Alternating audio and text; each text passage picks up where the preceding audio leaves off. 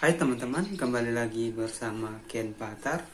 Kali ini kita akan membahas tentang tema kenapa itu penting dan bagaimana memasukkan tema ke dalam cerita Anda. Formula yang saya sering gunakan dalam menentukan tema yaitu adalah menentukan kebenaran apa yang ingin saya sampaikan kepada penonton saya. Bagaimana kebenaran yang ingin saya sampaikan itu bisa berdampak kepada orang atau orang lain yang menonton film saya. Nah, untuk membuat tema yang berdampak dan terkesan tidak menggurui penontonnya atau tidak terkesan berkhotbah, kita akan membahasnya di video selengkapnya. Nah, kali ini kita harus tahu dulu tema itu apa. Biar Google yang menjawabnya. Di sini dia mengatakan tema dalam sebuah cerita adalah pesan dasar atau gagasan besarnya. Nah, ini melampaui batas-batas budaya. Hal ini biasanya bersifat universal di alam. Apabila sebuah tema bersifat universal, itu mempengaruhi pengalaman manusia.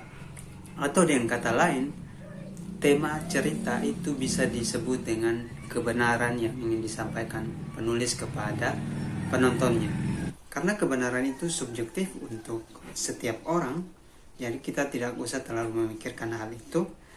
Yang penting di sini adalah bagaimana kita membahas kebenaran menurut versi Anda atau versi teman-teman. Kebenaran yang ingin Anda ceritakan kepada penonton dengan melalui cerita yang Anda buat. Yang pada dasarnya ide besar yang ingin Anda sampaikan kepada pembaca atau penonton itu bisa mempengaruhi kehidupannya. Jadi pertanyaannya adalah bagaimana kita memasukkan tema ke dalam sebuah cerita yang tidak terkesan mengkhotbah atau menggurui, tetapi lebih terkesan natural. Oke, untuk itu saya sarankan teman-teman untuk menyiapkan buku catatan atau laptop untuk kita menulis dan mempelajarinya sama-sama. Tahap pertama, mengapa cerita itu penting bagi Anda dan pesan apa yang ingin Anda sampaikan. Kebenaran yang ingin Anda suarakan adalah hal pertama yang ingin saya beritahukan kepada Anda sebagai penulis. Ketika Anda pertama kali mendapatkan ide, tentu saja setiap penulis berbeda-beda idenya ya.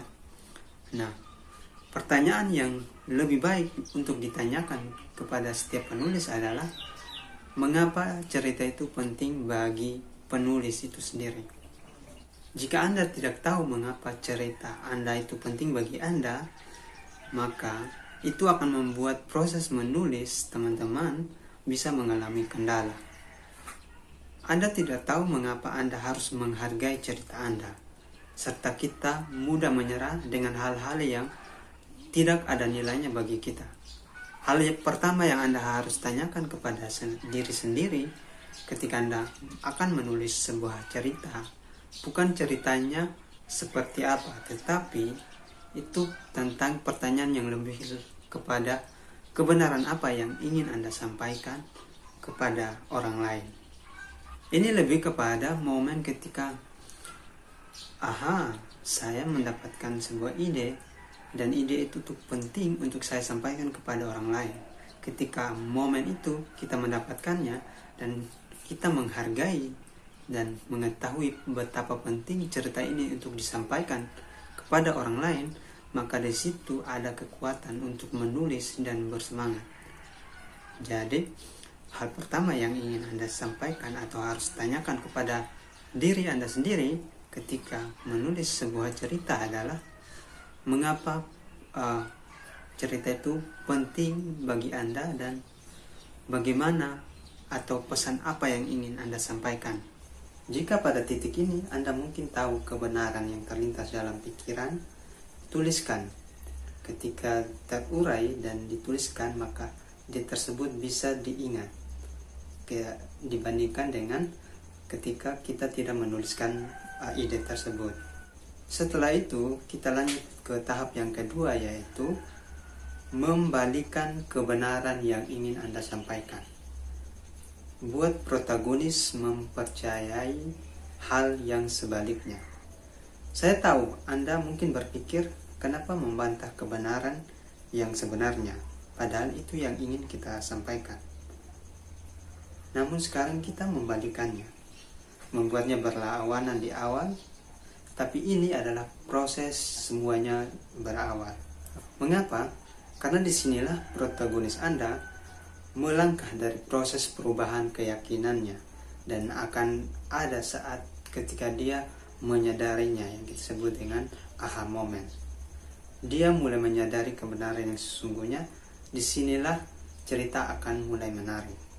Jika Anda melihat penciptaan protagonis, Anda harus tahu bahwa setiap protagonis atau tokoh utama Anda harus memiliki 3 hal, yaitu keinginan, ketakutan, dan ketidakpercayaan.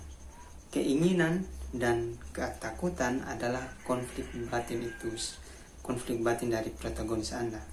Nah, misalnya kita kasih contoh nih. Misalnya kebenaran yang ingin Anda sampaikan adalah bahwa Anda berharga. Itulah, setiap manusia itu berharga, punya nilai yang sangat baik. Tetapi kita membalikannya menjadi sebuah kebohongan. Yang dimaksudkan di sini yaitu kita membalikan kepercayaan dari protagonis, yaitu bahwa dia tidak berharga, atau tokoh utama Anda tidak berharga. Nah, pada tahap yang kedua ini, protagonis Anda percaya bahwa dia tidak berharga, atau kebohongan yang dipercaya, bukan kebenaran yang ingin disampaikan. Nah, selanjutnya setelah kita menentukan itu, sekarang kita masuk ke tahap yang ketiga, yaitu tentukan asal mula dari ketidakpercayaannya kepada kebenaran, bahwa dia berharga. Dia lebih mempercayai bahwa dia tidak berharga. Temukan asal mula perasaan itu muncul, atau menggali ke dalam masa lalu protagonis. Buatlah alasan dari ketidakpercayaan pada kebenaran bahwa dia berharga dari pengalaman masa lalunya. Karena diri kita sendiri sekarang adalah akumulasi dari pengalaman hidup selama ini. Pengalaman ini yang mempengaruhi kita secara emosional, dan oleh karena itu mempengaruhi kepribadian kebiasaan kita sekarang. Suasana hati secara mengejutkan, semua itu berdampak pada kepribadian kita. Jadi tanyakan pada diri Anda sendiri sebagai penulis, apa yang terjadi di masa lalu protagonis sehingga menciptakan ketidakpercayaan pada kebenaran yang ingin disampaikan. Kita menerima sesuatu hal sebagai benar karena pengalaman masa muda kita, di mana ada sesuatu kejadian traumatis atau emosional yang dapat mengubah kita atau mengubah keyakinan yang tertanam dalam diri kita karena kebiasaan serta pengulangan yang kita lakukan sehari-hari. Kita kembali ke contoh yang tadi. Kita memiliki kebenaran, dan sekarang kita memiliki kebohongan atau kebalikan dari kebenaran itu yang kita buat tadi. Nah, sekarang kita perlu cari tahu apa yang menyebabkan protagonis kita percaya pada kebohongan. Bisa jadi karena protagonis ditinggal oleh orang tuanya di usia muda. Nah, ketika pengalaman itu bisa mempengaruhi pikiran dan mental serta kebiasaannya untuk sampai saat ini. Nah, itu yang membuat dia merasa tidak berharga. Oke, selanjutnya kita lanjut ke tahap yang keempat, yaitu temukan polanya.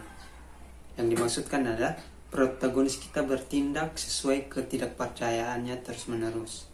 Seperti yang saya katakan sebelumnya, yang menciptakan kepribadian dan kepercayaan kita bukanlah sesuatu kebiasaan yang hanya terjadi sekali, tetapi secara psikologis kita mengalami peristiwa-peristiwa yang berulang. Nah, kebiasaan yang dilakukan terus-menerus membentuk kepribadian protagonis, seperti kebiasaan menyikat gigi atau merapikan tempat tidur saat bangun pagi. Nah, pada akhirnya otak kita tidak perlu memikirkannya, tetapi dilakukan secara spontan. Alam bawah sadar kita membantu kita bertindak dengan sendirinya, dan saatnya untuk bertanya, bagaimana protagonis mengokohkan kebohongan yang penulis buat sebagai kebenaran bagi protagonis dengan bertindak secara spontan. Ini berhubungan dengan momen-momen di masa lalu protagonis ketika menghadapi situasi yang mendorongnya keluar dari zona nyaman dan memberinya dua opsi: bertindak atas kebohongan atau bertindak atas kebenaran. Dan protagonis memilih kebohongan yang dituliskan oleh penulis menjadi kebiasaan mereka dan melakukannya terus-menerus, membuat protagonis bertentangan dengan kebenaran yang ingin disampaikan oleh penulis di awal tadi. Karena itu, ketika dia sudah melakukan itu, saatnya kita membawa perubahan besar kepada antagonis kita.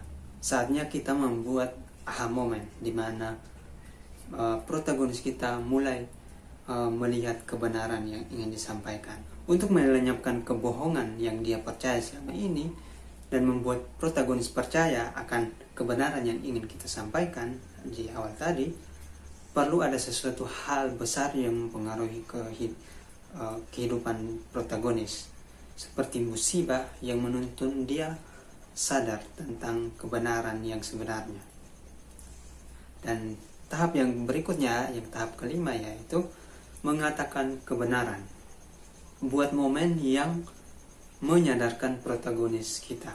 Jadi bagaimana membuat momen yang menyadarkan protagonis tentang kebenaran yang kita tulis di awal tadi?